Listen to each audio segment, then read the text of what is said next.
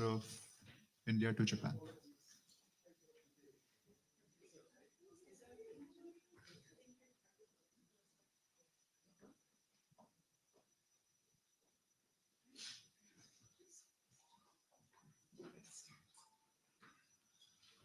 I would like to request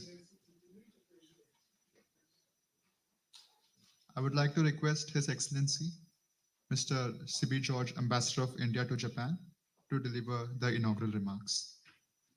Hajime ni chunichi Indo Taishi Shibi George Kakayori go aisatsu itadakimasu.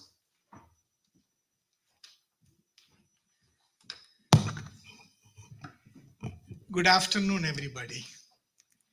I would like to begin by thanking Honorable Commerce and Industries Minister of India, Shri Piyush Goyal, who has sent a video message to us on this important occasion. My friend, Your Excellency Shin Hosaka, former Vice Minister for International Affairs or Minister of Economy, Trade and Industry of Japan, Ms. Mayumi Murayama, Executive Vice President of JETRO, again, a very strong India hand. Madam Nivruti Rai, Chief Executive Officer of Invest India, who is joining us today. Mr. Vikram Gandotra, President-elect of the Indian Electrical and Electronics Manufacturers Association.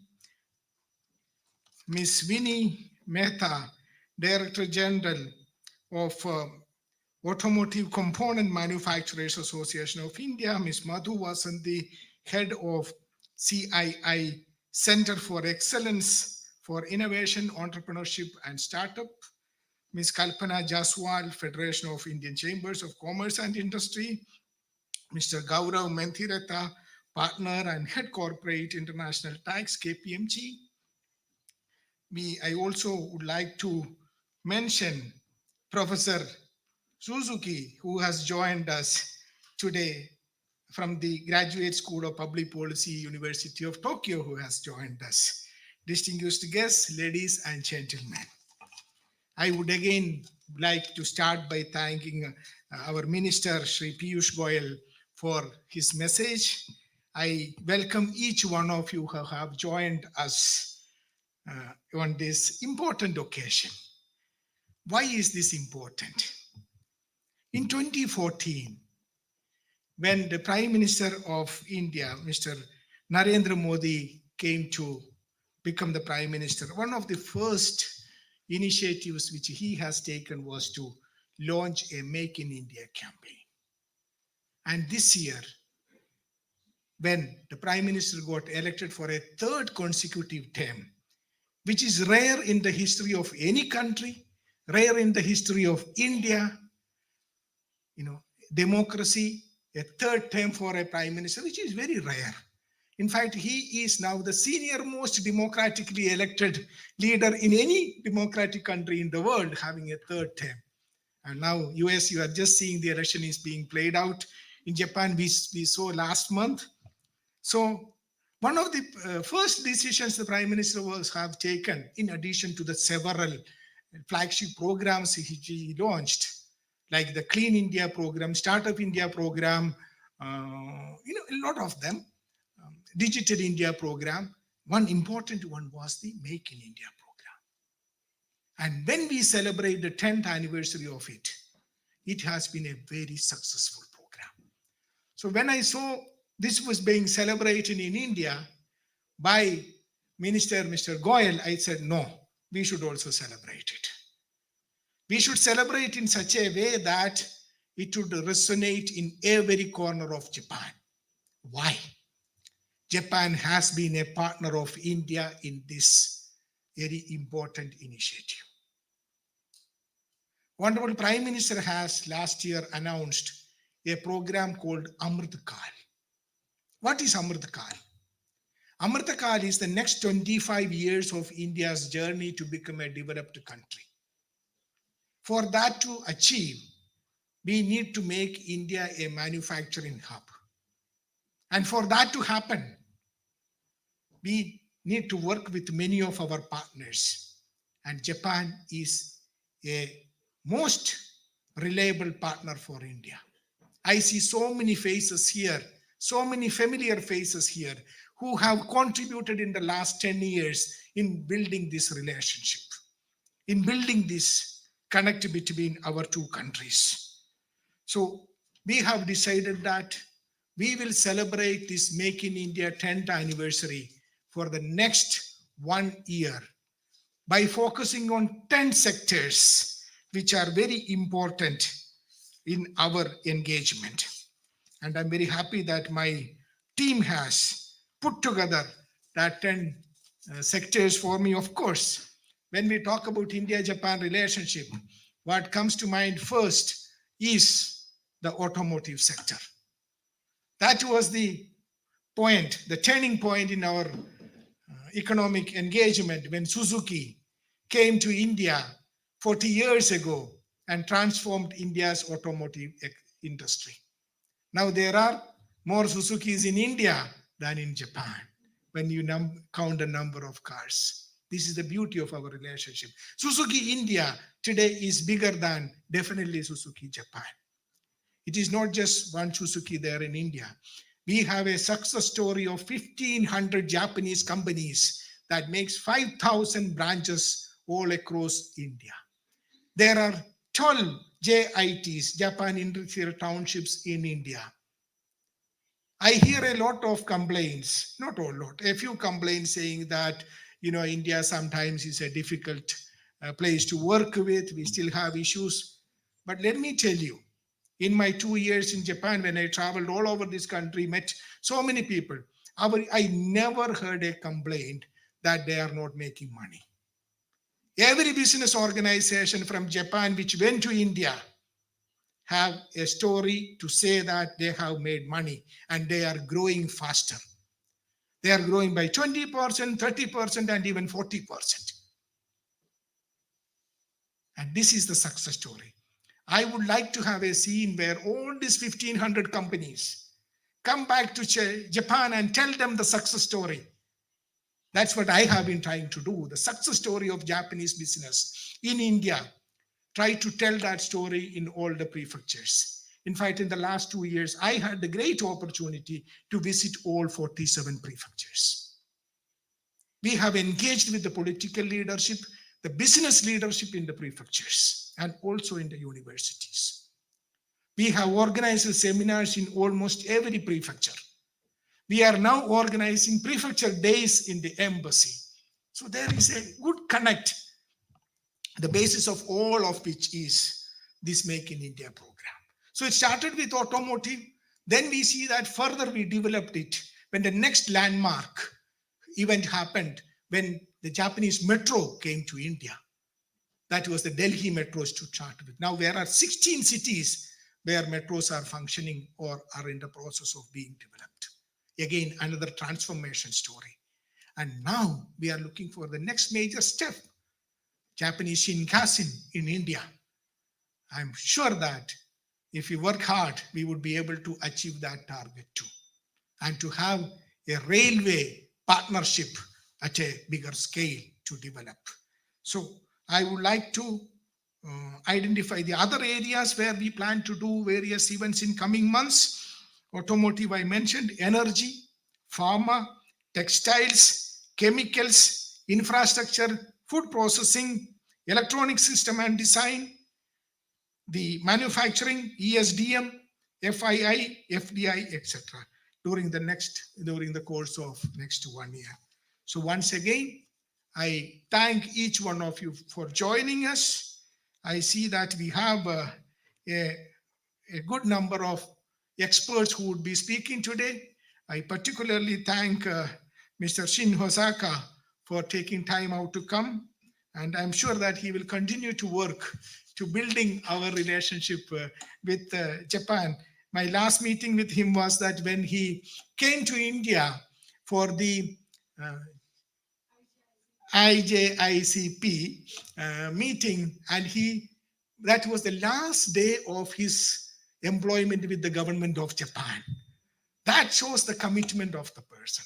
So once again, thank you, and look forward to working with each one of you on this journey of Make in India journey, where Japan is one of our greatest partners. Thank you and good afternoon.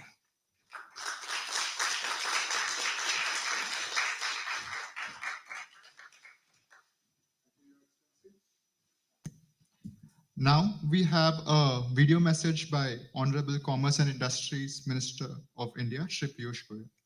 Suzuki Mashite, Indo Shoko Daijin, Piyush Goyal Kakayori, video message o itadaite orimasu.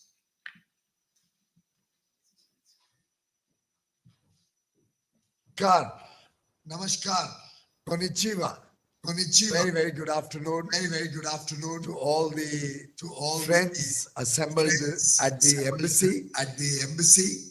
His Excellency Shri Sibi George, the Ambassador of India to Japan. Excellencies, distinguished guests, industry leaders from Japan and India, friends. As we celebrate this momentous milestone in our shared journey, my heart is with all of you in Tokyo. A decade ago, on 25th of September 2014, Honorable Prime Minister Shri Narendra Modi launched the Make in India initiative and truly took India into another orbit of promoting manufacturing.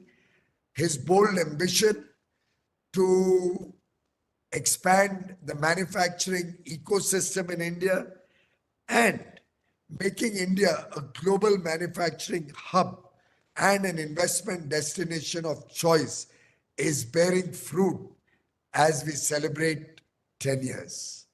Today, made in India automobiles, whether it is Maruti Suzuki's Fronx, are rolling onto Japanese roads, symbolizing India's manufacturing excellence and high quality expectations of Japan. India has transformed from being a fragile five economy to becoming the world's fifth largest economy with the fourth highest foreign exchange reserves, nearly $700 billion, low inflation, the world's fastest growing large economy. In every respect, the macroeconomic fundamentals today are appropriately positioned to make India not only the world's third largest GDP in another 3 years, but the growth engine of the world economy, taking India in the Amrit Kal to becoming a developed nation, a prosperous nation by 2047, when we celebrate 100 years of independence. Honorable Prime Minister Shri Narendra Modi, in his recent conversation with Japan's Prime Minister, His Excellency Shigeru Ishiba, at the Asian India Summit, expressed India's continued commitment in prioritizing our relationship with Japan. It's not just about trade, friends. It's about an enduring partnership built on mutual trust and shared aspirations. Japanese companies have made a significant contribution to India's industrial landscape while also making tremendous good returns on their investments in India. Looking ahead, there is huge potential for collaborations in green hydrogen, electric vehicles, semiconductors, artificial intelligence, machinery building, and so many more areas. Once again, I encourage Japanese companies to expand in India, grow in India, and seize the big opportunity that India offers. Imagine a world where Japan's cutting-edge technology converges with India's vast, skilled workforce, our talented young men and women, a synergy that will benefit not just our two nations, but the entire globe. I would like to thank the Embassy of India in Japan for organizing this event and extend my appreciation to each one of you present on this occasion. Let us continue to build, innovate, and inspire together. Arigato gozaimasu. Thank you very much.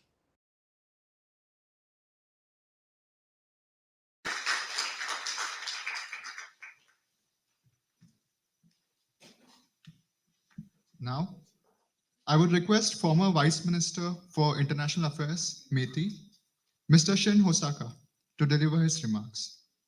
Suzukimashite, Moto Keizai Sangyo Sho Kokusai Kanke Shingikan Hosaka Shin Sama yori go aisatsu itadakimasu.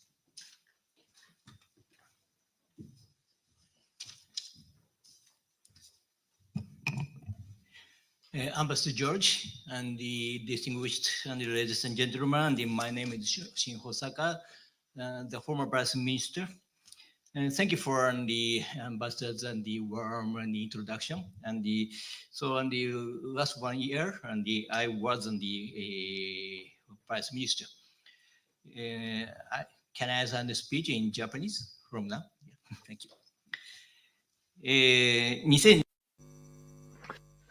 So in 2014, Prime Minister Modi introduced this slogan, Make in India. It's been 10 years already. Since then, the EDP in India became double, although Japan GDP grew only 20%. That was a great result.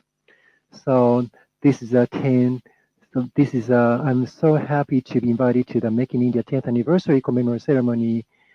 And I really want to say thank you so much for such a great opportunity supported by all the members in the Indian Embassy. So I want to start off my speech. India and Japan share fundamental values such as democracy and the rule of law. They are the only special strategic partners cooperating within international frameworks like Quad or IPEF. This year also marks the 10-year milestone since the special relationship began. So up until summer, I spent my last 1 year as the Vice Minister, and I'll be working on a stronger partnership between India and Japan. I visited India for 4 times in a year. That is why, so I'm so impressed and moved being here. So India has garnered global attention, especially as it became the world's most populous country in 2023. The economic ties between Japan and India have also been strengthening year by year with competitiveness partnership, IJICP, becoming one of the most vital frameworks for enhancing economic cooperation between the two countries. I also visited Delhi at the end of June here as the co-chair of the 6th IJICP plenary meeting and participated in the session. The participants reviewed the progress made so far and observed Japanese and Indian partnerships. Participants engaging in lively discussions aim at further strengthening the industry cooperation between our two countries. A key characteristics of Japan's approach is emphasis not only on financial investment, but also on investment in human resource development. For example, through the JIM and JEC projects, also known Japanese companies entering India are helping to develop India's manufacturing talent.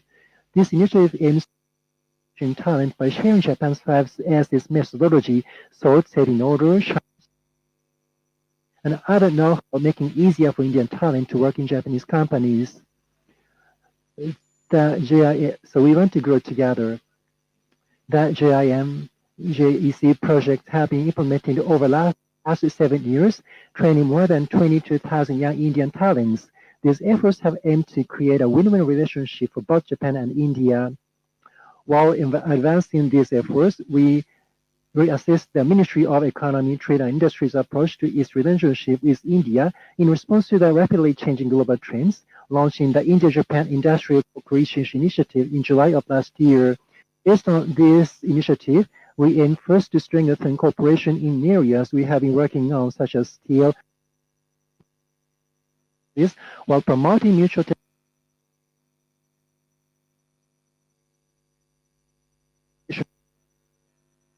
into new markets.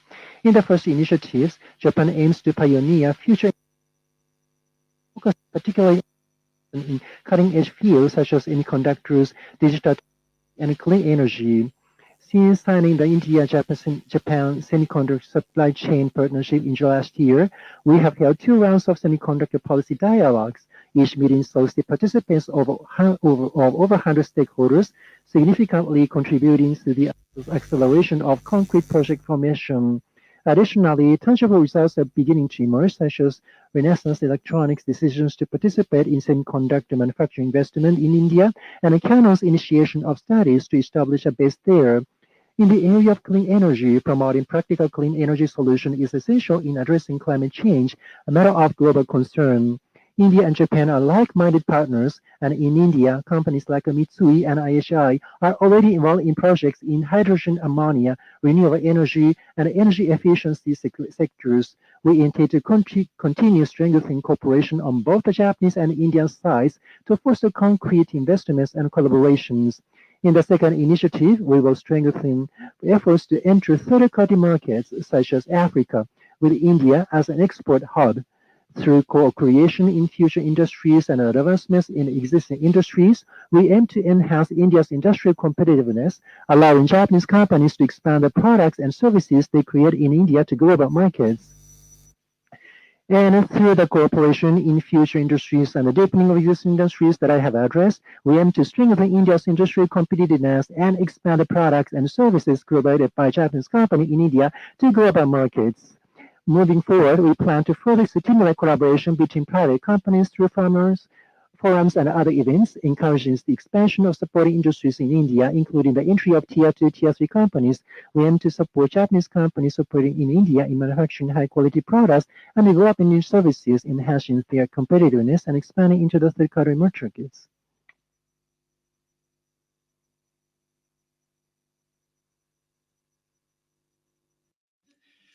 And India and Japan has to be prepared for next era, next year.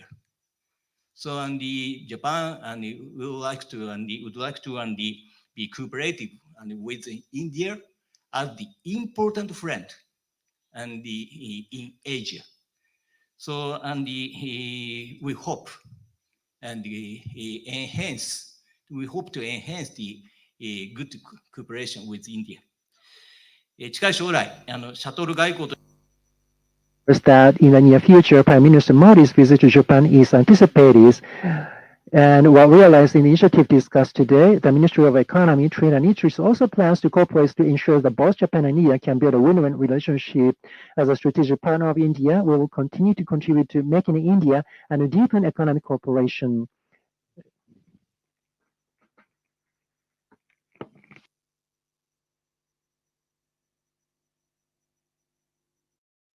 Next, I would like to request Ms. Mayumi Murayama, Executive Vice President, JETRO, for her remarks.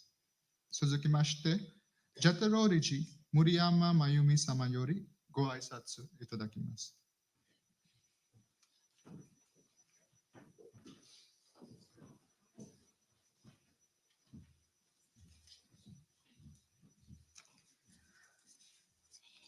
Namaste.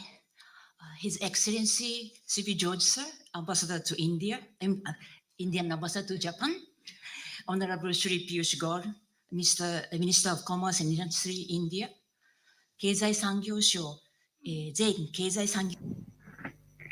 So, Mr. Hosaka,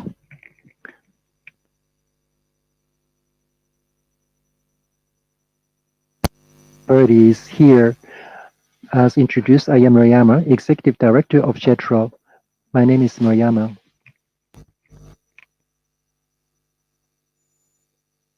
Vision of Make in India's celebrations, I'd like to say a few words in greeting. Regarding recent developments in India, with its strong economy, it surpass Japan and become the world's fourth largest economy in the near future. Additionally, the middle class with an annual household income exceeding $15,000 accounted for just under 10% of the population in 2020. However, by 2030, this is expected to reach approximately 40%. This significant increase in purchasing power, combined with India's large population, means that India will become an increasingly attractive market in the coming years. Given this economic backdrop, along with the recent increase in geopolitical risks and tensions, India has become one of the most closely watched countries in Japan at both the governmental and private sector levels. In terms of private sector activity, according to a JETRO survey on business conditions conducted last fiscal year with Japanese companies in the APAC region, India has the highest percentage of Japanese companies, such as 75.6%, indicating plans to expand their operations there within the next 1 to 2 years.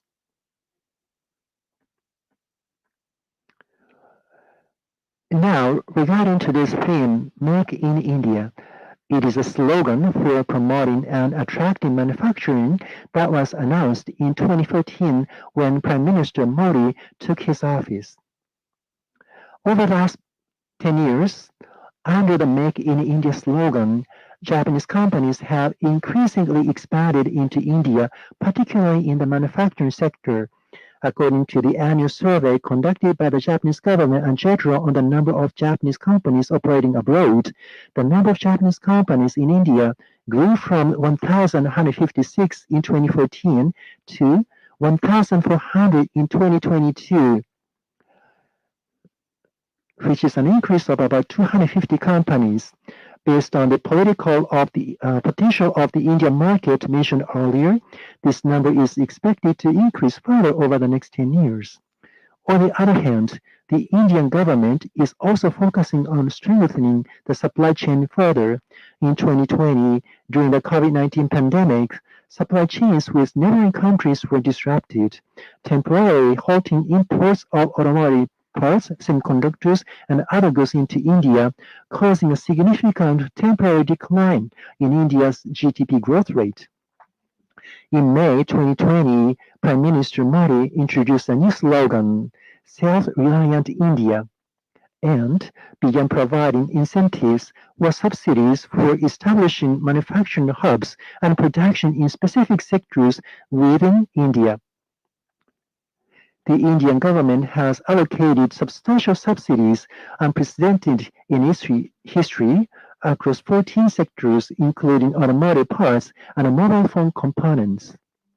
This shows that the Indian government places great importance on development and attracting supporting industries within India.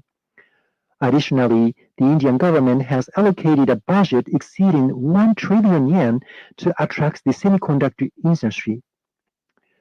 On the other hand, many of these 14 sectors are areas in which Japanese manufacturing excels.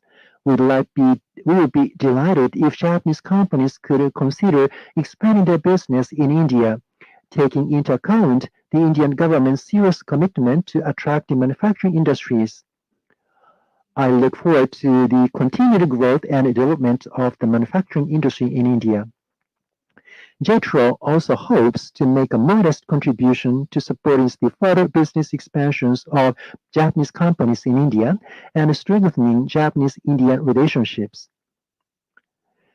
JETRO has offices in 5 locations in India: New Delhi, Mumbai, Ahmedabad, Bengaluru, Chennai. Having 5 offices in a single country is quite rare.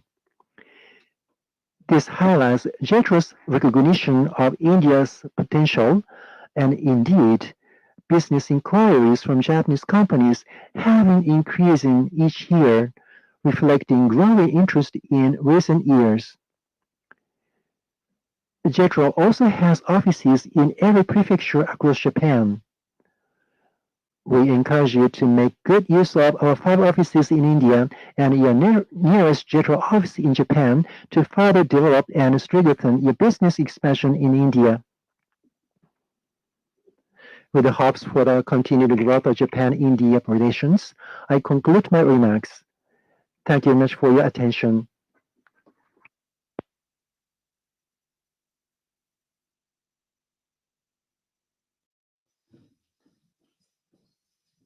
Thank you, ma'am. Next, I would like to request Ms. Nivruti Rai, Chief Executive Officer, Invest India, to deliver her remarks and presentation. Sugini, Investo India CEO, Nivrati Rai Sama Yori Go Aisatsu to Go Koen Itadakimasu.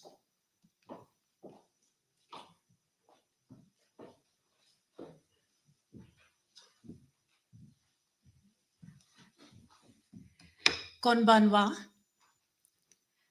Kokonir Koto, Koinyo Moimas, Katsutamena Patona. I'm really honored to be here. Sorry, that's all the Japanese I know. But I'm very excited to be here. Ever since I was a little girl, Japan was very important for me. From listening to songs, Love in Tokyo, Le Gai Dil Guriya Japan Ki, Mera Juta Hai Japani, my shoes are from Japan. Growing up like that, to then getting into having a little dog who's Japanese, Shiba Inu, always owning a Toyota. It's always so fun to drive Toyota and get the repairs, whether I'm in US or India. I also love Japanese apparels from Issey Miyake to Theory. They're my favorite bands. I also love omakase. I love Japanese history. I love Japanese culture. I love the fact that Japan loves Japan. I love the fact that you are patriotic about your nation. You believe in you. And I'll tell you that's what India is somewhat. India loves India. India loves its people. India loves its culture and its heritage. And that's why we are common. The other big common thing is we dream big. We dream not just for our own countries, but for humanity. I learned about Japan post-World War. A lot had to change. Japan created this concept of focus on manufacturing, continuous improvement with Kaizen. Then came Toyota. Everybody was learning about manufacturing just in time through what Toyota was doing. Quality and innovation became your DNA.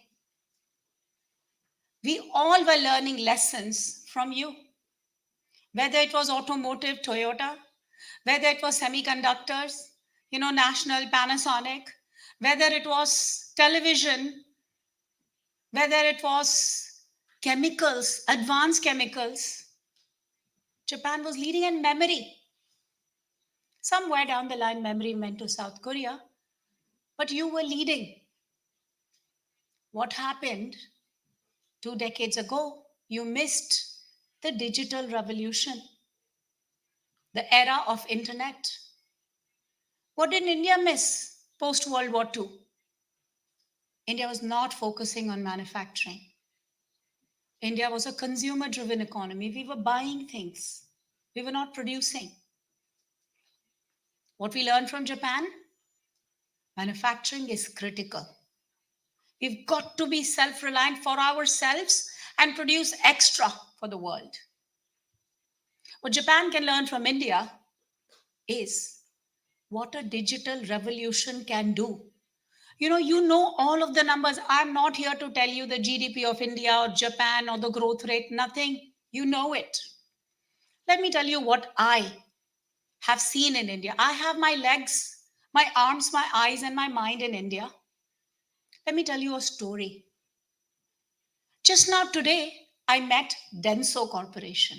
What do? Build auto parts. Who are their biggest customers? Toyota, Honda, Suzuki, and Maruti Suzuki. I was very happy. Guess what I learned? I learned they were the creators for the QR code. Can I tell you, today, I just heard from one of the speeches, I'm forgetting who, but recently one of the speakers were in Delhi. Have you walked the street of Delhi and seen entrepreneurship at the grassroots level? There are vendors selling a guava for a dime, 10 cents. Guess what? Using the Denso created QR code, using a national level platform software called Unified Payment Interface, leveraging the bank accounts that the Prime Minister enabled for 500 million families, leveraging the multi-factor biometric identification and this magical device called phone, and enabling digital transaction for a dime, to buy one guava, to buy one slice of bread, to buy one cup of tea. What has this done?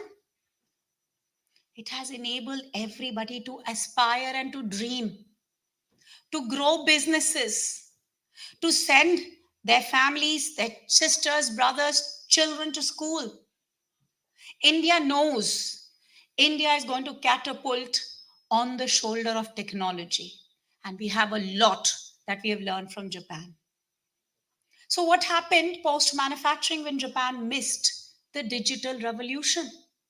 Japan has woken up. What is Japan doing? Pardon me to use a phrase. I come from 30 years of experience with Intel building semiconductors. I've actually built transistors, interconnects, IPs, SoCs, CPUs, memory to platform, and hardware software. So I am pardoned to use this phrase. Intel had a logo called Intel Inside. May I tell you, to you who live in Japan, that the strategy you have is called Japan Inside. You learned end product, fine, I'm not there. I'm going to be inside every critical product. So what are you doing? You are looking at value adding. If I look at advanced chemicals, chlorofluorochemicals that are used during etching, depositing, and semiconductor fabs, 70% of the value add of the globe in these chemicals is done by Japan. We are watching you, we are learning from you, and we know we are very similar. The last thing I want to say is me and my team know that the two countries that I really want to hold hands closely, call my left hand, right hand, my family, because we have a common vision. We are bigger than us. Our dreams are bigger than us. One is United States, the other is Japan. To me, these two countries are so important. I'm going to partner with you because I have something to offer. When I say I mean India, my country, my prime minister, my minister, my ambassador.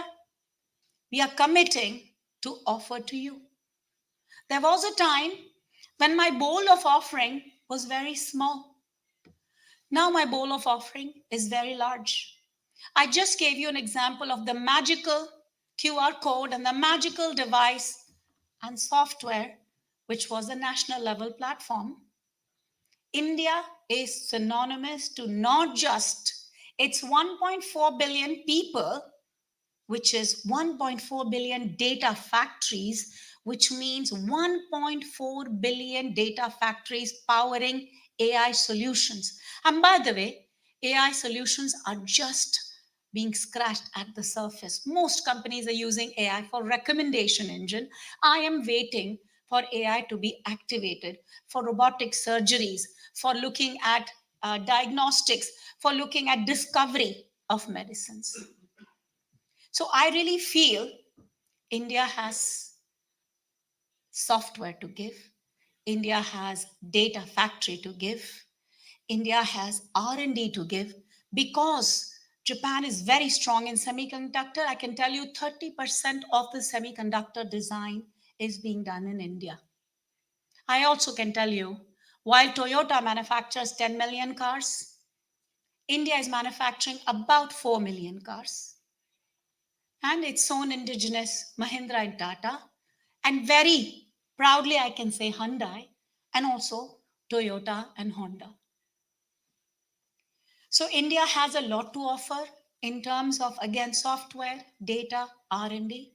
But the last, most important thing that I can commit to you, again, I, meaning my nation, my ambassador, my minister, my prime minister, is trust. I can tell you, you can count on us. Treat us like your younger brother or sister or family, and we will not cheat. We will not share your secrets. We will not give up your architecture. I have been with Intel for 30 years, 15 in India. I have not divulged a single secret of Intel, a single IP of Intel has not been leaked out of India. And we know stories about certain countries where entire CPU architecture was compromised. So with that, thank you very much. I really am looking forward to leveraging Japan's strength, opportunity with India, and also offering to Japan's weakness. You are a small country with few number of people. India has scale, India has might, India has youth. I want to offer India's youth to hold your hands and make you feel like the 25-year-old man you were. Thank you very much.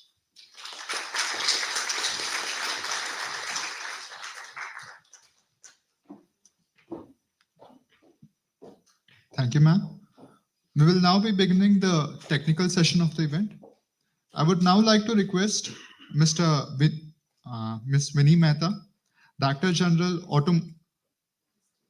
Mr. Vinny Mehta, Director General Automotive Component Manufacturers Association of India, to deliver his presentation. Suzuki Mashite Indo Jido Shabuin Kogyo Kai Jimukyokucho Vinny Mehta Sama Yori Gokoe no Itadakimasu.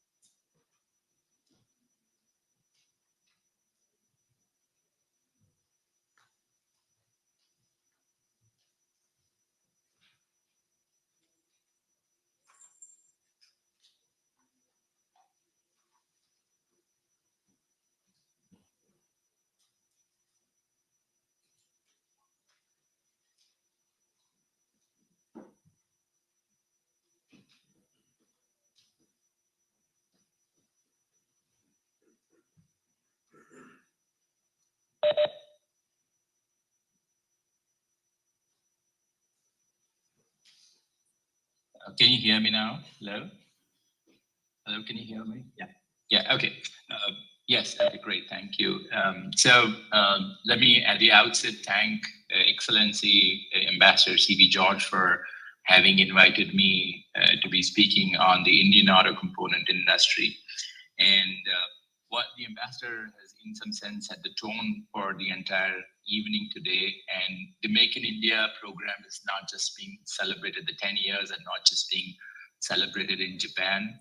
I am speaking to you right now from the US. I am in Las Vegas, and we have more than 50 Indian companies that are displaying in one of the world's largest auto component shows, which is called the Apex. Indeed, India's prowess is in the manufacturing space is beginning to be recognized the world over. And it's no denying the fact that the coming of Suzuki and Honda-san in India in the mid 80s or the early 80s actually redefined mobility in India. For the audience, I come from ACMA, the Auto Component Manufacturers Industry Association. We are a well-established industry body, very well recognized by the government. In fact, our Honorable Minister, Mr. Piyush Goyal, always very highly talks about us, and I'm very thankful to him for his unstinted support to the industry. And today, ACMA represents more than 1,000 members. The presentation says 900. We've gone beyond 1,000 today. And honestly, when you look at the prowess of the country, you would have heard a lot from various forums talking about the achievements that the country has had made in the last few years. From an automotive industry's perspective, I would just like you to focus on at the bottom of the slide. And when you look at the penetration of the vehicles in the country, we have just about 30 cars per 1,000 people. We have just about 180 two-wheelers per 1,000 people. And we have just about 1 bus 1,000 people. So what I'm trying to say is that, you know, the headroom for growth in India is so phenomenal that all of them can grow together if we were to put our might together. A very quick introduction to the entire automotive industry in India today. When I say the automotive industry, it's the vehicle industry and the auto component industry put together. We are a $240 billion industry. We are the third largest passenger vehicle industry in the world today, and we contribute very significantly to the Indian economy, whether it's in terms of our GDP, whether it's in terms of our export, or even in terms of our tax contribution, or even in terms of our employment. We contribute almost 30 million jobs annually. Just a quick few slides on the vehicle industry, and thereafter I'll talk about the auto component industry that I very proudly represent. The vehicle industry in March 2024, we were about 5 million units in production, growing month in month. And the month of October has been essentially very, very benign for us. This is probably the best year ever in the last several years that the automotive sales have really skyrocketed because of the festive season that we've had in October. Similarly, when you look at the commercial vehicle industry, we are today selling more than 1 million commercial vehicles.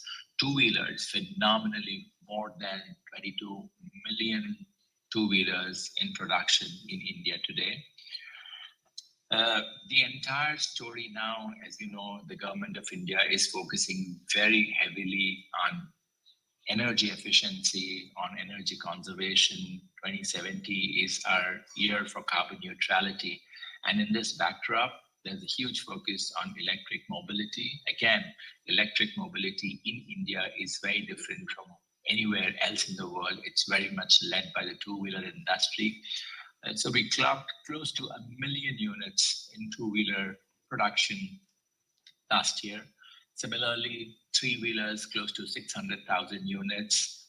Electric buses is a huge program being launched by the government. We just had a Prime Minister's program on electric mobility launched, and that talks about close to about maybe 50,000 buses in next 5 years' time. And on the car front, of course, we did close to 100,000 units, and this is set to double this year. The auto component industry, we are $74 billion in turnover. And as the aspirations of the Indian consumer sort of goes bigger, we are consuming larger sizes of vehicles. That is reflected in cars, that's reflected in two-wheelers, that's reflected in commercial vehicles. So it is the aspiration of the Indian consumer that's driving growth, and that apart, the regulations in the country are very much aligned to the UN ECE norms. We work very closely with our friends in Japan, whether it's JAPIA and JAMA. They are very well aware of our participation in the UN ECE, and stricter regulations on the front of emissions and safety are making our vehicles world-class, and that's also helping the auto component industry create more value addition into the automotive ecosystem. We manufacture anything and everything conceivable under the hood.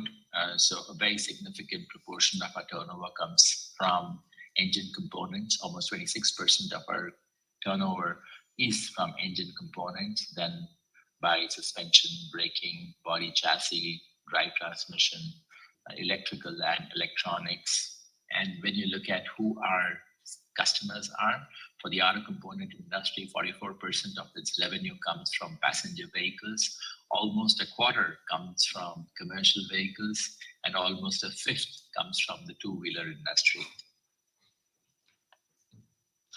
The auto component industry in India is hugely export competitive. Last year, we exported $21.2 billion worth of auto components. I'll share a slide next on where we export to, but being a very globally integrated industry, export and import go hand in hand. Last year, we imported $20.9 billion worth of auto component. And the very interesting thing is that we continue to be a net foreign exchange positive industry. Where our markets are, when you look at exports, both North America and Europe are very large markets for us. Almost 30% of our export, close to $7 billion, goes to Europe, and another close to $7 billion goes to North America. And that's why I'm here today in Las Vegas, trying to promote exports out of India for the Indian auto component industry. What's helping export, and this is a very, very interesting phenomena. Today, we have more than 15 international procurement offices or international purchase offices in India of both major OEMs as also major tier one suppliers. You can read the names here, but all big firms, whether it's BMW or Cummins or Dana or Ford or GM, Harley Davidson, Navistar, Packard, Renault, Nissan, they all have the international procurement offices that are aggregating imports out of India and sending it to their parent company or wherever it is required. Almost a third of our export is contributed by the IPOs. Imports, of course, as you all know, a very significant portion of the import comes from Asia, and that too dominated by China. And interestingly, imports last year from China went down. These are the top 10 countries that we import and we export to. US and Germany and Turkey and Brazil are some of the top countries that we export to. China, Germany, South Korea, and Japan are some of the top countries that we import from. And of course, from Germany, Korea, Japan, USA, imports are inevitable because we have very significant presence of OEMs from some of these countries in India. Imports from China continues to worry us, but I think given the geopolitical situation, I think the tailwind is in favor of India, and India needs to harness this opportunity to its advantage and grow its export. In fact, the government of India would like the auto component industry to grow its export fivefold from current $20-odd billion to $100 billion, and to grow its contribution in the domestic market from $70 billion to $100 billion in the next 5 years' time. Well, that's a tall order though, but we think we're very confident and we are well positioned to harness this opportunity. We're looking at a $200 billion auto component industry in the next 5 years out of India. The auto component industry also has a very vibrant aftermarket, given the very significant growing base of the vehicle park in the country. And that's growing at about 10% and is about $11 billion in size. Very interestingly, an interesting phenomena that we're witnessing in India is the growing presence of GCCs. These are the Global Competence Centers. And very interestingly, there are about 60 plus GCCs that are dedicated to the automotive space. And almost 50% of these GCCs are in auto component. Of what these GCCs do, they do engineering and R&D, 36%. A lot of work on innovation and R&D comes from the GCCs. It's about a third. Information services and IT services, 20%, and shared services such as the back end finance and HR, that's another 16%. And some of the large global companies in the automotive space, such as Mercedes-Benz or Ford or John Deere, Daimler, Renault, Nissan, Bosch, Magna, Volvo, ZF, Eaton, Continental, etc., have set up very, very large GCCs in India. Some of them are in fact larger than their mother companies. So this is something very, very interesting. And given the growing attraction of engaging with startups, ACMA has been very actively promoting engagement of startups with the ACMA member companies. And over the last 3 years, we've helped something close to 30 odd ACMA members connect with 200 plus startups. In fact, we sifted 1,500 startups and matched their offerings for our industry. Not too many of the startups in India offer manufacturing related solutions and services. Largely, these startups in India are focusing on services, but manufacturing is a very, very peculiar game. And interestingly, we've had 10 odd success stories of engagement of Indian auto component manufacturers investing in the startups. And by the way, these startups are not limited to India alone. We've had startups engagements with Israel, with Germany, with UK, and with the US.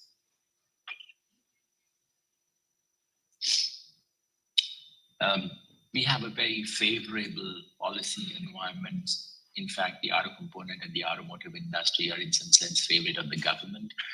We enjoy very benign policy measures. This is a rather busy slide on the policies.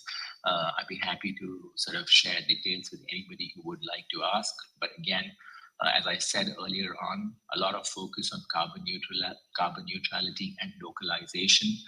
That's driving the growth of the automotive and the auto component industry. We've had PLI scheme, huge grants from the government for the auto and the ACC battery. We've recently had the PM eDrive scheme, and that's again focusing on growth of electric mobility, especially consumption of electric two-wheelers and electric buses and electric ambulances and electric trucks in the country. There's a national green hydrogen mission, and of course, ACMA, together with its sister organization, SIAM, that focus on the vehicle industry. We are working with the Ministry of Heavy Industry on the automotive mission plan, envisioning our strategy, our growth path until 2047. And looking at the regulation, while we are one of the most regulated industries in the world, but then when you look at the positive side of it, it's making our industry very globally competitive, our vehicles very, very world-class. There's a huge focus on safety, on emissions, and environment. We follow the UNECE norms that I said. We are today at Euro 6. We follow CAFE 2. We are working on Euro 7 and also on CAFE 3 and CAFE 4. As I close, what are the tailwinds that are favoring our growth? Of course, our GDP continues to be extremely favorable, growing very steadily at around 6 to 7%, thanks to the very benign policies of our government. There's a huge emphasis on infrastructure development. There's a huge growing demand for the vehicle industry. As I said, the month of October has been a never before successful month for the automotive industry. The industry continues to focus on ESG and sustainability. And of course, there's a huge number of new entrants in the mobility space, especially the startups. The headwinds, like the world over, the challenges on the front of geopolitics, the wars that are happening in Russia or in Middle East, that's leading to increased freight costs and also delays in delivery. And of course, from a domestic point of view, we believe the GST rates in auto components at 28% are rather high, and 18% could be sort of a rate that would help the industry because we are an intermediary industry. Looking at the trade, the trade is very favorable towards Japan. Almost close to 2 billion of import happens from Japan into India, and India exports close to 500 million worth of auto components to Japan. And our plea is that we need to look at this to see how we can balance this trade out. And maybe we may not be able to directly increase our export to Japan, but it's a huge focus of the Japanese vehicle industry to support to some of the lesser developing countries, especially in Africa. And if that works out, we would be exporting a lot to some of the developing countries with a big presence of Japanese vehicles. Areas of cooperation, of course, XEV technology, especially looking at hybrids, that's an area we are working very closely with Japan. Much talked about Toyota and Suzuki technology, partnership here. Very recently, Suzuki-san has launched a product for Toyota in electric mobility to be marketed in Europe. Advanced manufacturing, that's another area, leveraging Industry 4.0, looking at more localization of components and sourcing more components out of India for Japanese OEMs, working together on R&D and innovation for the rest of the world. And of course, skill development, especially leveraging the Japanese infrastructure and Japanese philosophy, especially the AOTSs of the world, where we could help upskill our workforce to meet the challenges of the transforming automotive ecosystem. So that's all I had to speak. As I closed, I would be very happy if we had very strong Japanese delegations visiting India to be part of the Bharat Mobility Global Expo. This is going to be organized from the 18th to the 21st of January. That's the component show. We already have our counterpart, our friends from JAPIA, mobilizing a very strong delegation. I'd be very happy if other prefectures of Japan would mobilize strong delegations. We'd be happy to host them. And I look forward to welcoming all of you to the Bharat Mobility Global Expo. Thank you so much. Arigatou gozaimasu. And please do not shy away from reaching out to me should you have any query or need for any additional information out of India for the Indian automotive industry. We'll be very happy to support you. Thank you so much for having me. My best wishes to you. Thank you.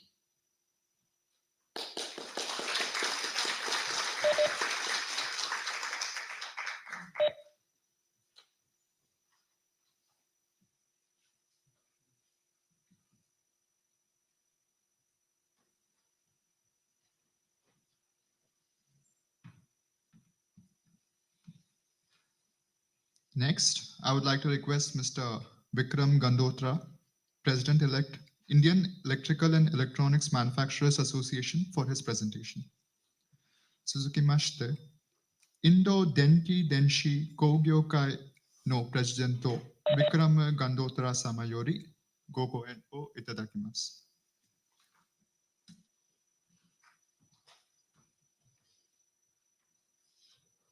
Hello, can you hear me? Okay. Konnichiwa, namaskar.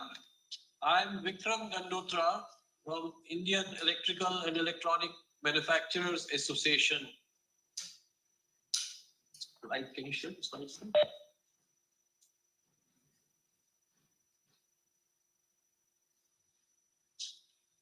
So EMA is the Association for Electrical and Electronic and New Energies Equipment Manufacturers.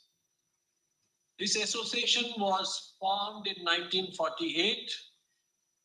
If you look at this map of India on the left side of the slide, the red dots are where EMA has its offices, and the blue dots are where all our member companies are situated.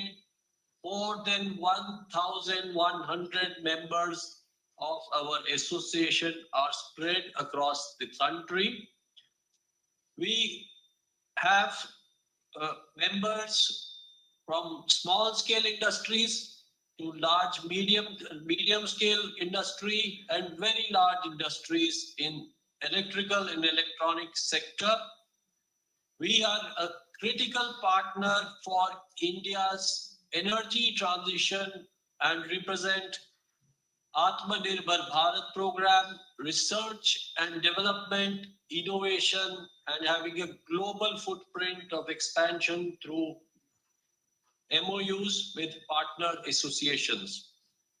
EMA also encourages innovation in its members through programs which are run, such as the Electraverse Sparks program, where we support the startups for industry future. Next. Now I will show you something about the electrical industry. India has one of the highest rates of growth of electricity in the world. This is because the global average is still 3 times of per capita consumption of electricity of what it is in India. So there is a huge potential for growth of the electrical industry in India. We can see on the left side that our industry is size of about 70 billion US dollars, and we are exporting about 12 billion US dollars. This number is likely to go up because of the growth of electricity sector in India to 130 billion, with about 25 billion of exports by the year 2030. And our estimates are that this could go all the way up to 1 trillion US dollars by 2047. This industry will need a lot of new technologies to build a quality, reliable, and safe infrastructure for our country. The members of our association export to a large number of countries, such as the US, Germany, also Japan, Australia, and a lot of countries in Africa, Asia, and South America. If we look at the trade which we have with Japan, you can see that our exports are probably a fraction of what our companies import from Japan. And this also is showing a growing trend. The exports are small, but it is likely to grow in the coming years. We are exporting products such as the boiler turbine generator parts, LV boards, and battery charger and parts. And our imports include electrical and electronic components, LV boards, LV switchgear, and parts of rotating machine.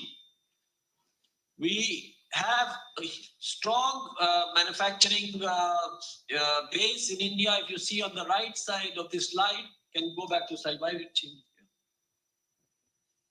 The entire range of equipment, all the way for transmission, including HVDC, 1200 kV AC, transformer, 500,000 MVA, cables, GIS switchgear, transmission line towers, conductors, smart meters, renewable energies, etc., etc.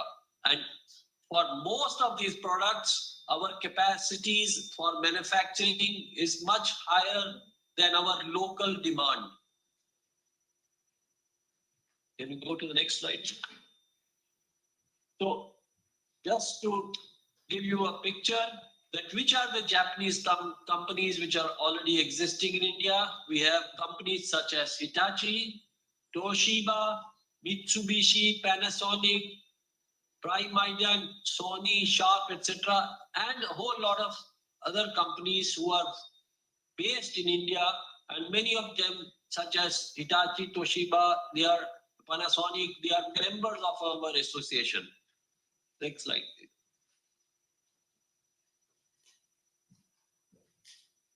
So what is happening in India? The government of India has launched a large number of initiatives, such as the Green Energy Initiative, to accelerate adoption of the RE sources and energy efficiency measures. Green Hydrogen Mission, to promote green hydrogen production and utilization. Then there is EV infrastructure which is to be launched. And recently, the Prime Minister has launched a Surya Ghar rooftop solar installation program to promote rooftop solar for residential and commercial houses. What that means, on the right side, you see this flower which shows the opportunities which are going to exist. The energy of renewable generation, the battery energy source of 47 gigawatt, the green hydrogen of 5 million metric ton, EV chargers, more than 50,000 charging infra, almost doubling of our transmission network. And these are going to happen in the next 7 to 8 years. What that means is that there is need for technology tie-ups in key sectors like battery energy storage, electric vehicle and charging infrastructure, nuclear, smart grids, green hydrogen, semiconductors, solar cells, and energy efficiency initiatives. All this will also require a lot of finance, and so there are opportunities for financing these. To showcase these opportunities, the Indian industry, which EMA represents, hosts Elecrama, which will be play a very important role and play a platform for network and digital dialogues. So Elecrama is the flagship event of EMA. This is the 16th edition, which will be hosted in February 2025. We have the theme of reimagining energy for a sustainable future. This is undoubtedly the world's largest electrical show. Next, please. Here we have about 44,500 square meters of net exhibition space. This is more than ever before we have done in Elecrama. Focus country, this time we have got Germany as a focus country and France. In fact, last week, the Vice Chancellor of Germany was here and we signed an agreement for the partner country for the next edition in 2027. This exhibition attracts audience, exhibitors and visitors from more than 70 countries. We have a dedicated new energy pavilion and closed door CEO interaction with Honorable Power Minister. Some of the highlights of this fair expected are more than 1,100 exhibitors with huge amount of exhibition space, independent country pavilions, and international and domestic buyers. We have more than 15,000 one-to-one meetings between business to business, and expected business generation inquiries are about $20 billion. These are some of the CEOs who are likely to be there. Global CEOs of Hitachi Energy has been invited. Then global CEO of Siemens has confirmed, and so has global CEO of ABB. This is the importance that is shown by these large manufacturing companies in the world for this event, because this attracts a large number of visitors and buyers from not only India, but around India as well. Some of the events which we host along with Elecrama include new technology event like eTech Next, an event for the power utilities called World Utility Summit, domestic buyer-seller meet, change exchange program, and not to forget how do we encourage and support the fairer sex, the women to come into the power sector. We have an event called Women in Power. We welcome all the stakeholders from Japan, industries, utilities, traders, for power requirement, for equipment requirement, for services requirement, to come and attend this Elecrama Fair, which will be on 22nd February 2025 in Delhi NCR. With that, we also come to the close of the presentation, and we'll be happy to host any questions which you or anybody would like to have. If there is a delegation which would like to come for Elecrama, we can arrange meetings with the concerned people in the business community and see how both sides can make good use of this good opportunity and make good business. Arigato gozaimasu. Thank you.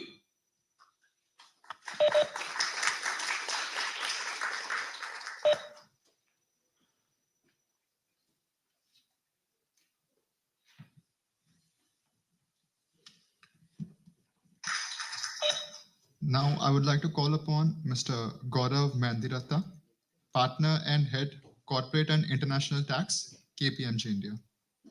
Suzuki Mashte, KPMG Hojen Kokusai Ze Mabucho, Gaurav Mandiratha Samayori, Gokoen O Itadakimasu. Konnichiwa. This topic is very close to my heart, which is foreign direct investment into India. But I also realize that we've extended our time here, so I will try and keep it short. So my journey in the professional world actually started 30 years back when I joined a consulting firm after graduation. And that was the time India opened its doors for foreign investment. So I have seen personally the transition of a very closed economy, which was partly following a socialist model, to come to a place where we are today, where we are the shining star in terms of attracting foreign direct investment in India vis-a-vis other countries of the world. Now we can move to the next slide.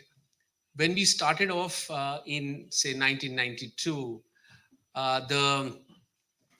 most of the investments which were being made in the country were under what we called the government approval route. So even if you wanted to put a small plant in manufacturing or a services technology center, everything required a prior approval of the government of India.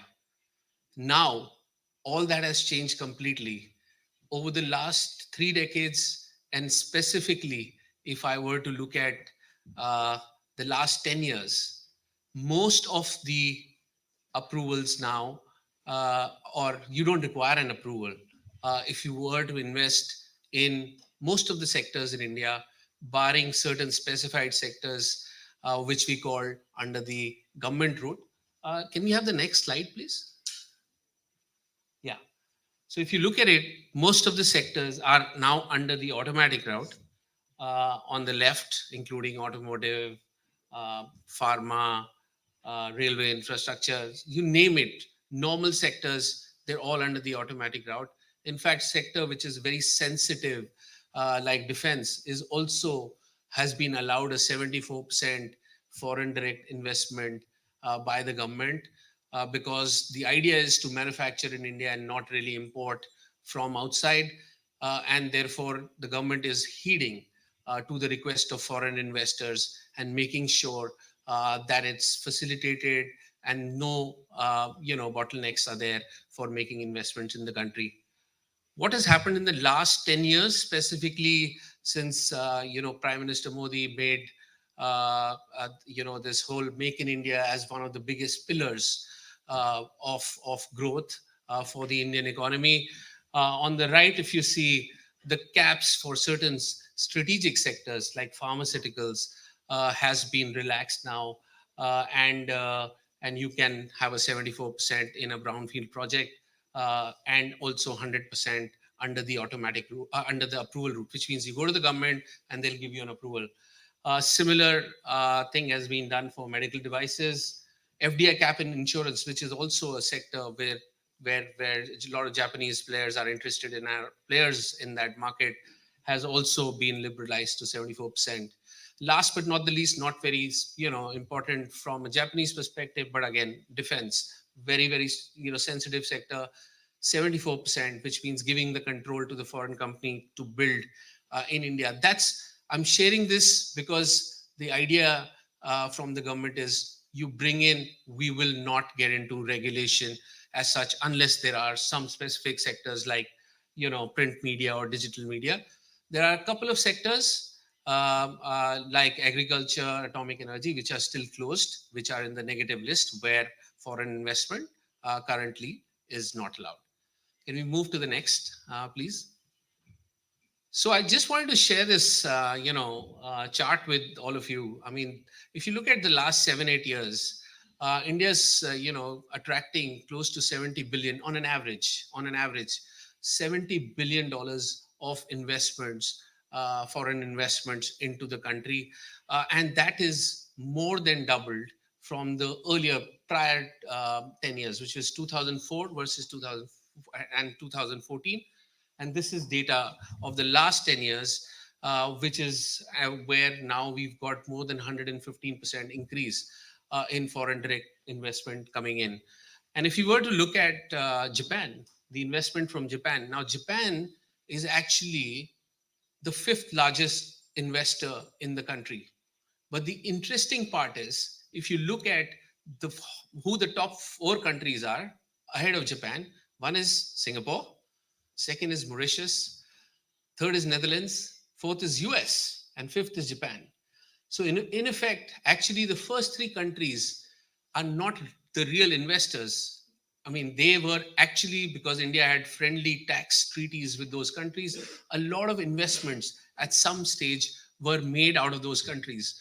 But if you look at the 2 real investors in the top 5 list, Japan is number 2nd. So that shows the confidence that we've seen from Japanese investors in the past, and we see it going forward as well.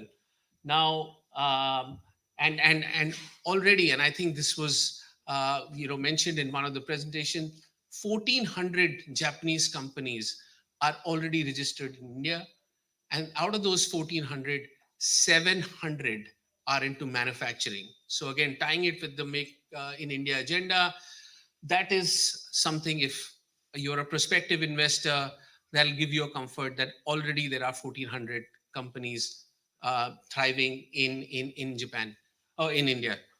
We've also seen now Suzuki made a big announcement of a second plant, close to a $3 billion investment coming into state of Gujarat in India. That's the second plant that they're talking about.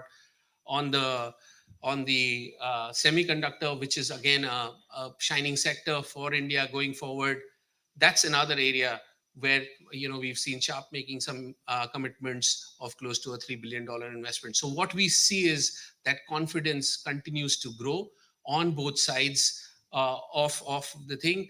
And if you look at the kind of industries where the Japanese investments has come in, predominantly it's coming into the automobile sector. Second is the services, which is larger. It includes insurance, it includes banks, financial services as well, pharmaceuticals, metallurgical, and electrical equipment. So predominantly the areas that you all are experts at, you made similar kind of investments into the country, and it's only growing. So that's the point I wanted to make. Moving to the next slide. Now this, of course, wouldn't have been possible. Getting investor confidence is not possible because, and I know in the past, there were issues which were raised of saying India is a complicated country to work in, but that change has been substantial over the last 10 years. World Bank used to come out with a ease of doing business ranking, and unfortunately in 2014, we were at 143rd rank country in that. In the quick succession of 4 or 5 years, we moved to 63rd rank in that. And then unfortunately after COVID, World Bank stopped issuing that report. Now, but that's a movement which happened in 4 to 5 years. What we believe now, if this report were to be done today, we'll be in the top 30 to 40 countries in the world on ease of doing business, because a lot of old legislations have gone away. The other thing was around higher tax rates. The corporate tax rate today, corporate tax rate in India is 22%. And that is amongst the lowest corporate tax rates in the world. In fact, for new manufacturing units, setting up manufacturing, I mean, that was up till March 2024. The government has not increased it. They came up with a lifelong tax rate of 15%. That was, again, something very, very substantial that the Indian government did. And that has attracted a lot of investments. I think the ambassador talked about the PLI scheme, the production linked incentive scheme, where auto components, electronics, mobiles, they are focused, and the government is giving a significant amount of incentives to the producers who are increasing their production capacity in the country. Close to $28 billion have been allocated towards it. So if you are in those industries, those 14 industries, I think you are in a sweet spot to receive some of these incentives. And a lot of states are vying for investment. So if you were to go into India, the states will compete to get the investments and give you a lot of grants and subsidies for making investments into India. I'll leave it at this. I know I'm top of the hour, but there are a lot of other initiatives, especially around easing the doing of business in India, which have been taken around improving infrastructure, whether it's roads, ports, airports, and there are opportunities for Japanese players, to participate in those programs and move forward. And before I go, I mean, Nivruti mentioned that she loves Japan and a lot of brands from Japan. I mean, I've been traveling to Japan last 10 years, and I think I love Japan for a completely different reason. It's the your tradition, which is you've maintained your traditions. This is beautiful. I of course love the food, and I also love the sake and your single malts. I may not be the biggest fan of Issey Miyake because that's what my wife likes, and I have to spend a lot of money when I travel to Japan, taking those Issey Miyake bags and perfumes over. But with that, thank you very much. Namaskar, and it was a pleasure talking to all of you. Thank you.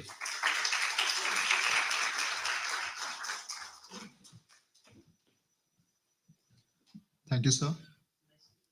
Now I would like to request Ms. Madhu Vasanti, Principal Advisor and Head, CII Center of Excellence for Innovation, Entrepreneurship and Startup, to deliver her presentation. Sugini, Indo Kogyorenme CEIS Sentacho Shuseki Komo Madhu Vasanti Samayori Gokoeno Intadakimasu. All right, thank you. Thank you very much for the opportunity to be part of the Make in India 10th anniversary celebration. Warm greetings to all the dignitaries present in Japan and India. In India, Honorable Prime Minister Modi launched the Startup India initiative in 2016. And at CIA, which is the largest industry body in India and having global presence, we've been actively engaging with the startup ecosystem in India. We do have a center of excellence for innovation, entrepreneurship, and startup. We do have a host of services being offered from the center.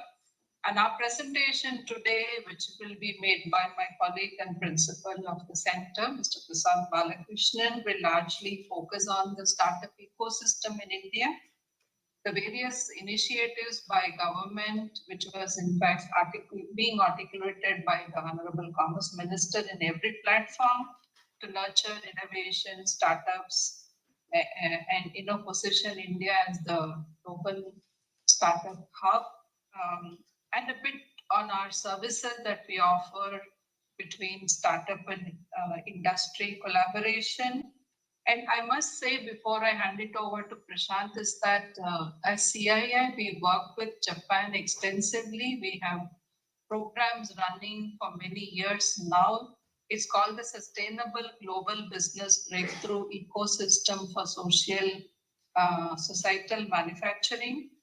We run programs called the Visionary Leaders Manufacturing, where Indian manufacturing companies and the leaders in the manufacturing companies go through a very intense training in partnership with Japanese organizations.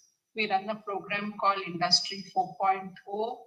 We run business matchmaking services between Indian organizations and Japanese organizations. And from our center, which is the Startup Center, we are working on a program called New India, New Innovation Japan, NINJA, where we are working with 3 of the Japanese corporations who are looking to collaborate with Indian startups for some of their challenge areas. That will be also presented by Prashant. And with that, again, I want to thank all of you for the opportunity. Prashant, may I request you to quickly take the presentation through. Thank you. Thanks, Madhu. Hi, everyone. Kombanwa. I'm Prashant. Madhu and I are part of CII, Confederation of India Industry. We represent the Center of Excellence for Startups based in Hyderabad in India. So, like Madhu said, today's presentation, I'll be covering the Indian startup ecosystem, a little bit about that, and then I'll be covering the services that we provide as part of our Center of Excellence based in Hyderabad. And finally, more importantly, I'll be talking about the NINJA program that we have, work with JICA. So these are 3 main things that I'll cover.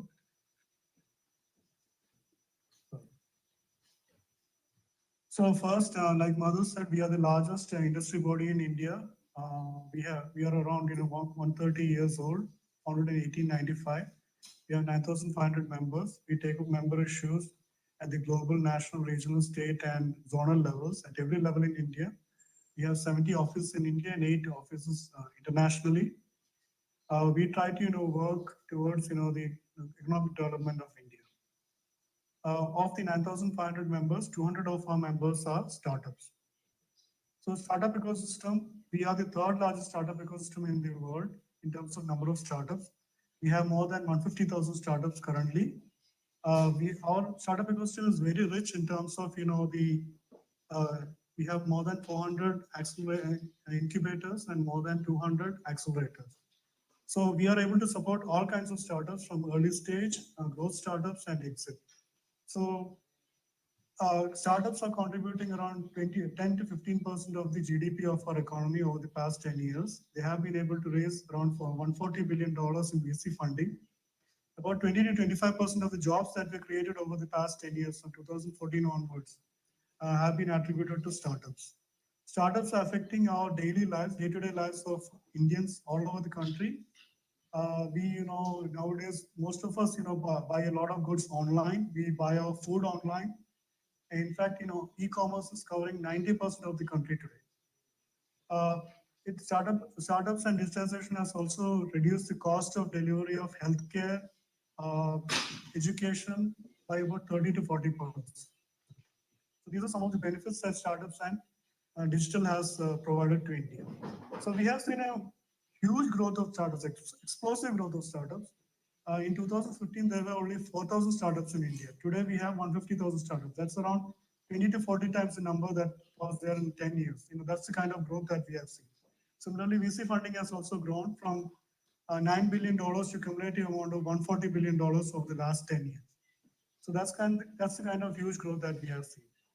And most of this growth have been in these 9 sunrise sectors, in terms of manufacturing, IT, digital services, agri-tech, healthcare, e-commerce, fintech, the sharing of economy in terms of edutech and skills. So these are some of the sectors where startups have contributed heavily in the past 10 years.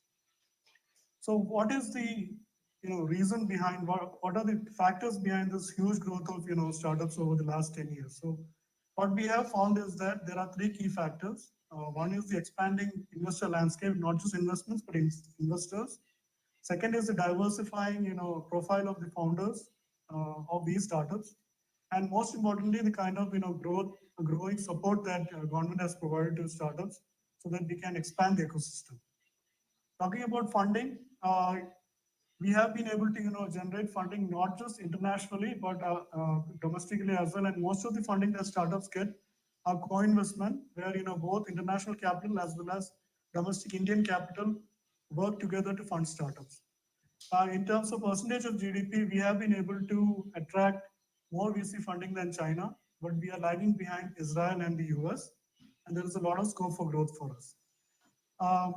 In terms of number of accredited investors, we had around 2,000 accredited investors 10 years ago. Now we have more than 6,000. So it's a 3 times increase in the number of investors, the big investors who invest in startups. So like I was saying earlier, the kind of founders that we have diversified. 10 years ago, most of the startups were tech startups founded by graduates from top elite universities like the IITs and IIMs. Today, more than 50% of the startups do not have any IIT founders. They are non-IITians. Similarly, more than 50% of the startups are in the small towns and cities of India. We call them tier 2, tier 3 cities. Most of them are from those towns. Similarly, women entrepreneurs make up around 48% of these startups. They are at least in the director board of 48% of startups. So our startup ecosystem has diversified, and that has attracted more people to start businesses, not just in tech, but in other domains as well. For example, textile, fashion, etc.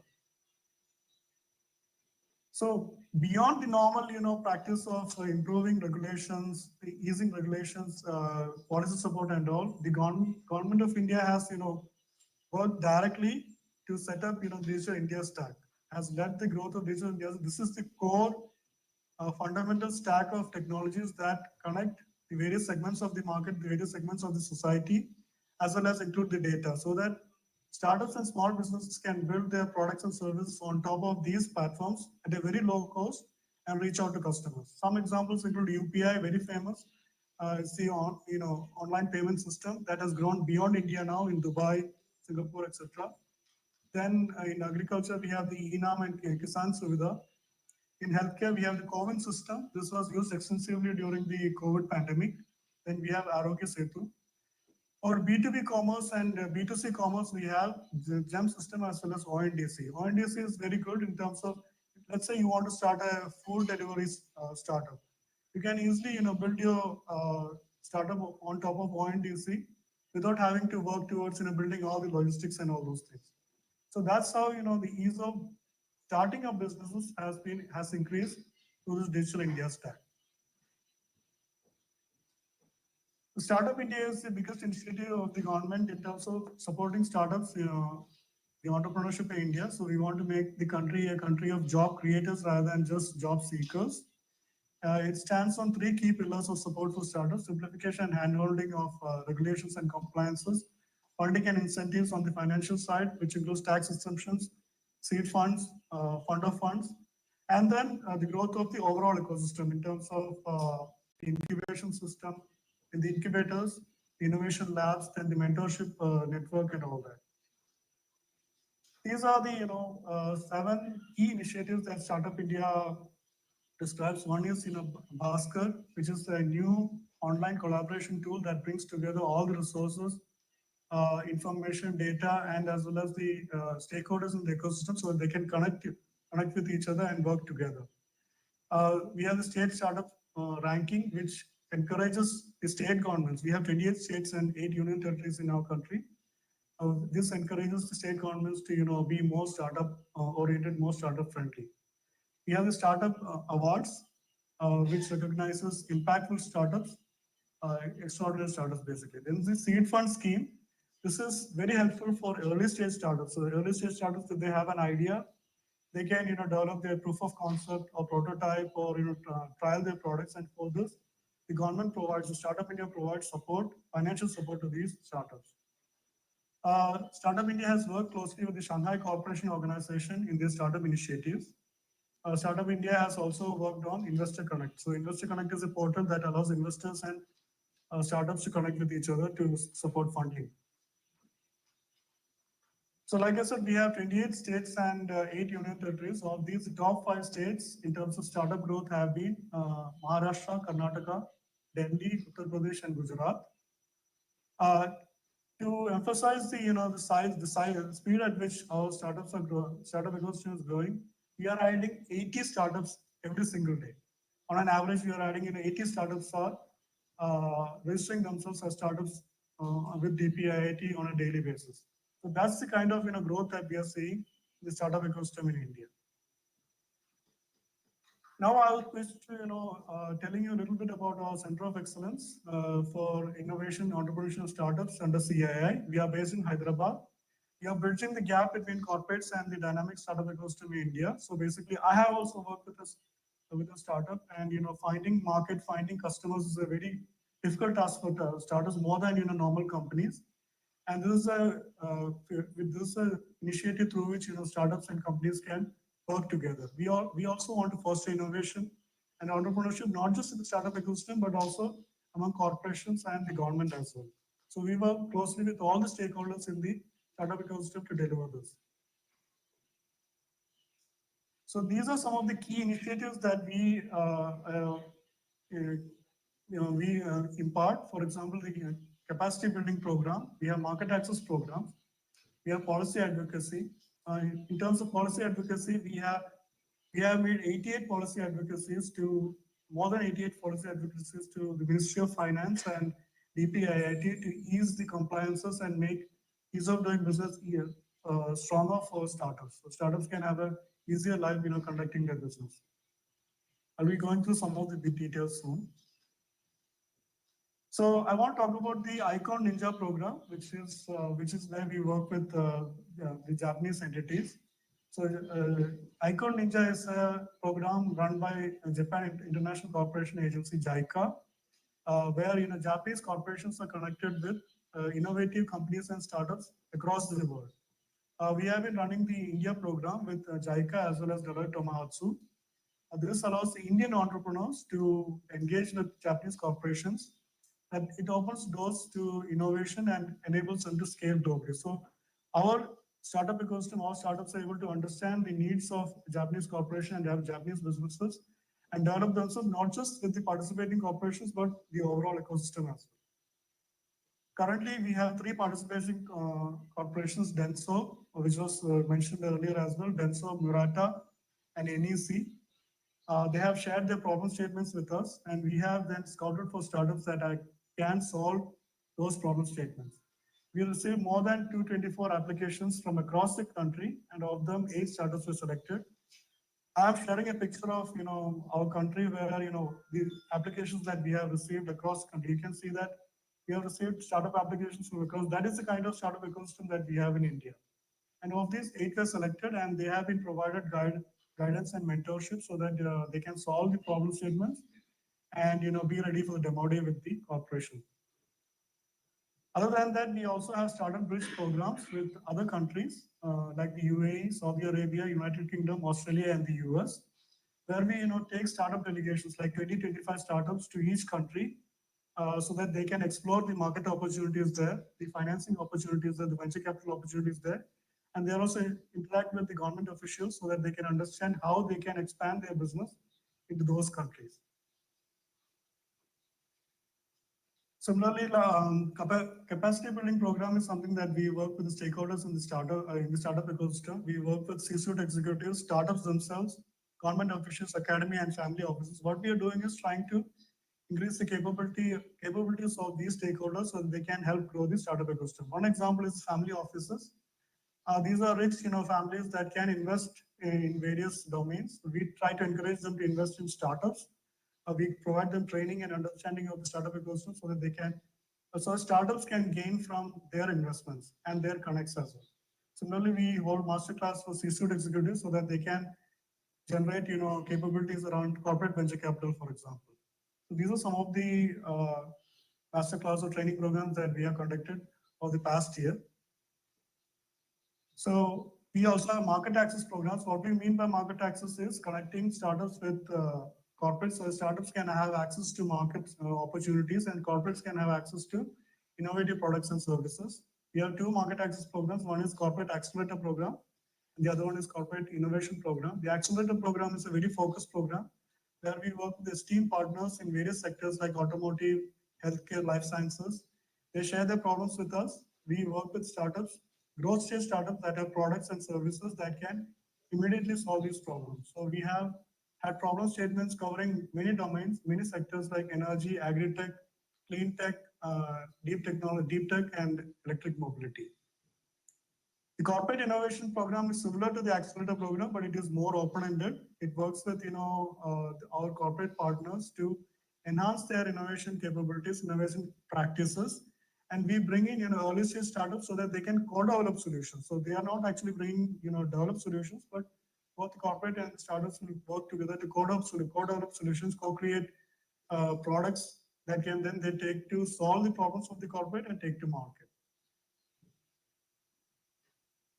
We have a startup affiliation program. This is unique in the sense that we are focused on growth stage startups rather than early stage startups. A lot of focus in the ecosystem is on early stage startups, but we feel that they are already being supported by a lot of incubators and accelerators. We focus on growth stage startups. They can affiliate with us. There's a criteria that they should be at least have been 2 years in business, and they should have at least 1 crore of revenue in the previous year. This shows that they have the right product market fit, and they'll be ready to take advantage of the market access program and other interaction programs that we provide them, networking programs that we provide them, so that they can grow both within India and through our international offices across the world. We have award programs called Startup Program. This is to encourage the startup ecosystem. We recognize excellence in products, in technology innovation by startups, social impact by startups, and women in startups. We also build a community. So a community helps all the startup ecosystem players to interact with each other. We have the Icon Alpha app. This app allows startup ecosystem players to come together, share data, share capabilities with each other, and connect with each other. Finally, I want to take a little bit of time to explain the Icon Summit. So we conduct many events over any given year. So I have talked about masterclass and all. But this is our most important and marquee event. The Icon Summit is the corporate startup summit that brings together corporates and startups from across India as well as from across the world. We have around, in this year we will be conducting it in Hyderabad itself in December on the 17th and 18th. We have 6 tracks, including health tech, social tech, defense tech, agri-tech, manufacturing, and electric mobility. We are expecting a showcase of around more than 100 startups, industry experts, academia, foreign delegations to come together to the summit, share best practices, share, their success stories, as well as partner with each other. So to bring everything together, this is the impact that we have had over the past 2.5 years in terms of numbers. We have engaged with more than 20,000 startups. We have worked with more than 5,000 corporates. We have also worked with 1 services incubator. So we have covered a large part of the ecosystem already in our within our early days, and we hope to continue to do that. With that, I conclude my presentation. Thanks for having us here. Thanks for your time. We hope to continue to be closely working with the Japanese ecosystem. Arigato. Thank you. Thank you.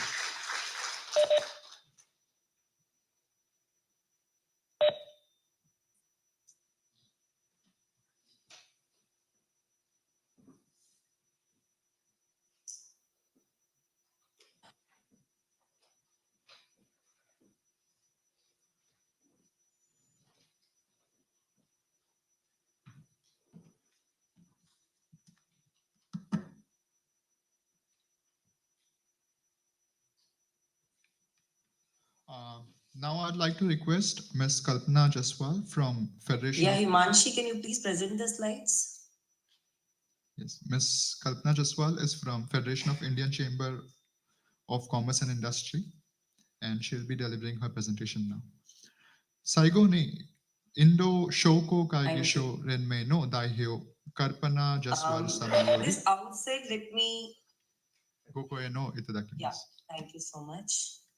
So I'm starting now. So at this outset, let me thank FICCI for giving me an opportunity to represent about pharma sector's input. And also I would like to give a Warm greeting to all the dignitaries and our Excellency Mr. C.B. George for his phenomenal opening and making us part in Make in India 10th anniversary celebrations. Thank you very much. Coming to about Indian pharma industry overview, I just wanted to give a little glimpse about Indian pharmaceutical market, which is the third largest in terms of volume and 14 in value terms, contributing 1.72% to the GDP, also known for its generic medicines and low-cost vaccines. It is also expected that the market currently $15 billion worth could reach about $65 billion by 2024 and $130 billion by 2030. India is one of the biggest supplier of low-cost vaccines in the world, and it's the largest provider of generic medicines globally.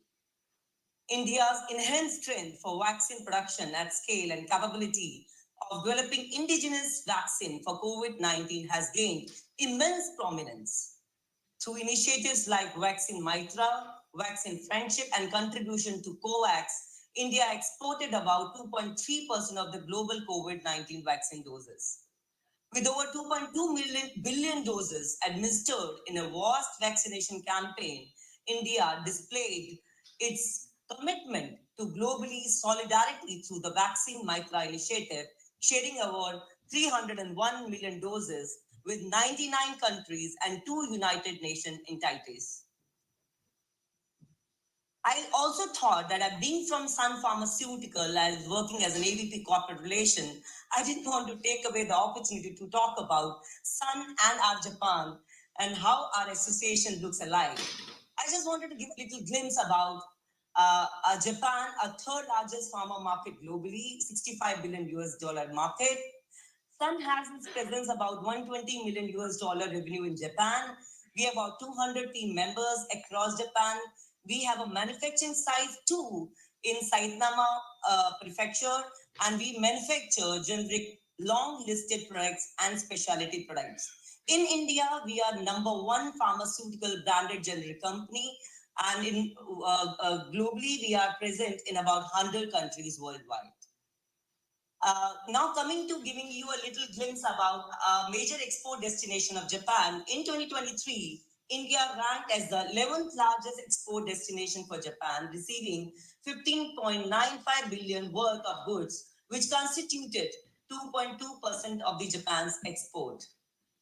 Conversely, India ranked 28th among Japan's import sources, supplying 6.5 billion US dollar in goods, representing 0.7% of Japan's total imports. When it comes to Japan FDI into India, the FDI equity inflows into the drugs and pharmaceutical industry from Japan into India from April 2000 to December 2022 was US dollar 4,550.67 million, accounting for nearly 10.86% of the total FDI inflow across all sectors. So when it comes to pharmaceutical sector statistics, if we see very certainly about this slide, over 2022-23, over 2021-22, we have a percentage change of 3.74%. But when we look in 23-24, over 22-23, I think we declined by -2.32%, which clearly speaks about the immense opportunities. Maybe there have been challenges which can be discussed in the coming slides. I would also like to reinforce FICCI's association in creating India's Japan major engagements. Coming to in 2011, when CEPA was being signed, India-Japan economic relation has gained an historic movement after signing CEPA, which actually this agreement further ensures that the drug approved by the competent authorities of the country must follow its laws and regulation in terms of dosages, uses, indications, and active ingredients. We didn't stop it here. In the year 15 January 2021, there's another 6th Joint Commission meeting under India-Japan CEPA was held. This meeting was co-chaired by Dr. Anup Dhawan, Secretary, Department of Commerce, Government of India, and Mr. Hiroshi Suzuki, our Senior Deputy Minister for Foreign Affairs, Government of Japan. There were about 6 subcontinents under SEPA on rules of origin, customer procedure, and business environment, trade and services, and movement of national persons. Over and above, on 15th May 2023, second meeting of Japan-India Joint Committee on Healthcare was held by Health Minister of India and Japan Minister of Healthcare Policy. Both sides have recognized synergy between India's Ayushman Bharat program and Japan's Ashwin, and working on cooperation in areas such as healthcare logistics, ICT for tertiary care, healthcare, and human resource development. And in year 2023, on 12th and 16th of May, a delegation was led by our Dr. Mansukh Mandaviya ji, Honorable Union Health Minister, to attend the G20 Health Minister Summit in Nagasaki. Our roundtable meeting with the CEOs of Japanese pharmaceutical companies was also organized by the embassy on this very historical date, 15th May 2023. The 7th India-Japan Medical Product Regulatory Symposium was organized by CDSU, our Central Drug Standard Control Organization, under the Ministry of Health and Family Welfare, Government of India, which was successfully held at FICCI Convention Hall on 10th of July 2024. This event was conducted in accordance with the Memorandum of Cooperation between India and Japan, aimed at fostering collaboration in medical product regulation.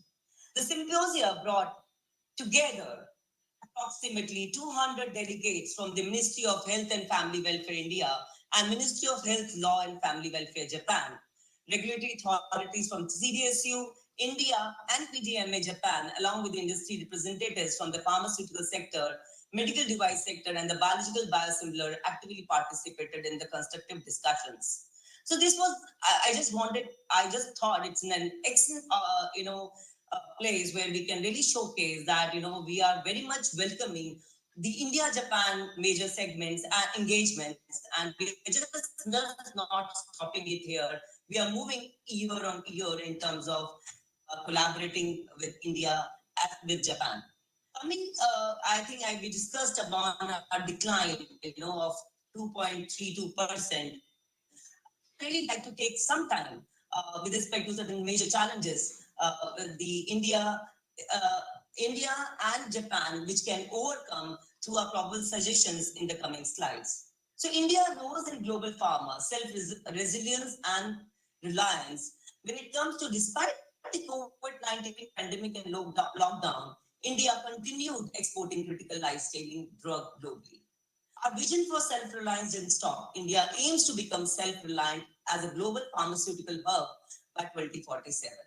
Investment in India pharmaceutical sector contributes to addressing global healthcare needs, supplying the needs population worldwide. And India, Japan, when I see a strength area, an advanced technology has been there in Japan in producing cost-effective fermentation-based drugs. So there is an opportunity for collaboration, a partnership for technology transfer from Japan to India through investment routes.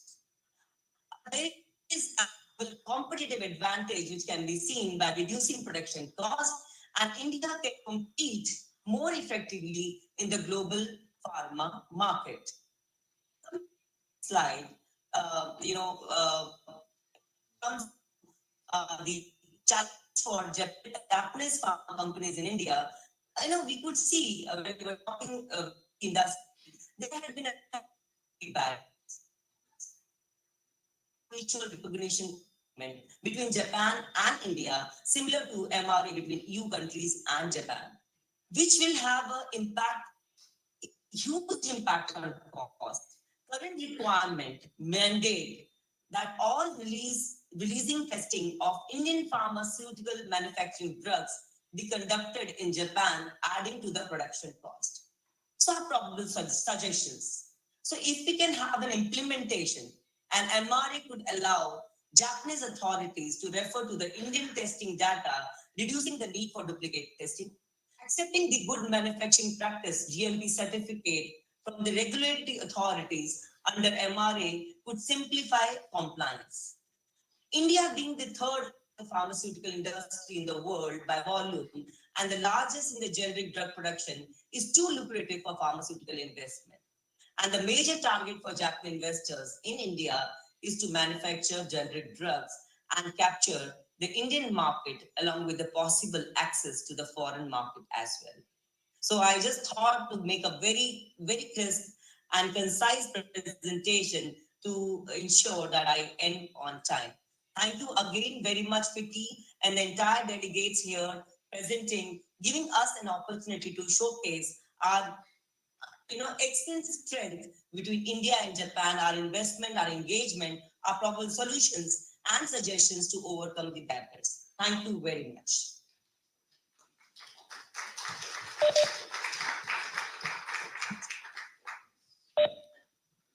With this, we've come to the end of the event. Guests may now proceed to the foyer for a networking session over Indian refreshments. Thank you. Guests are kindly requested to return the translation devices at the desk in the reception foyer. 以上でイベントは終了です。最後までご参加いただきましてありがとうございます。